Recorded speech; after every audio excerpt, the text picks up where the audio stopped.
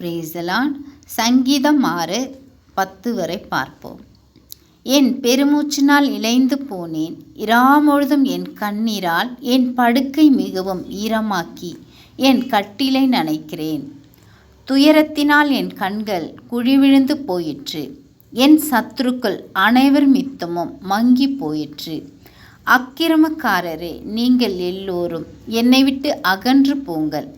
கர்த்தர் என் அழுகை சத்தத்தை கேட்டார், கர்த்தர் என் விண்ணப்பத்தை கேட்டார், கர்த்தர் என் ஜெபத்தை ஏற்றுக்கொள்வார்.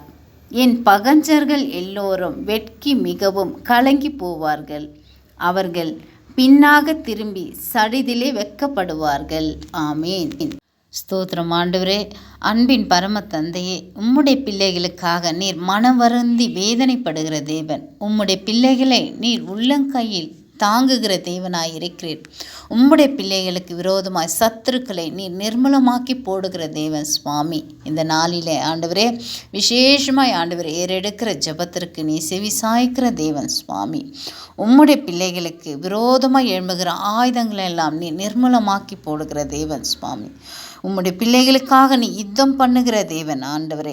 உம்முடைய பிள்ளைகளுக்கு விரோதமாய் எழும்பும் பகஞ்சர்களை எல்லோரும் வெட்கமடையும் அளவுக்கு உம்முடைய பிள்ளைகளை கண்ணிமை போல் காத்து ரட்சிக்கிற தேவன் சுவாமி.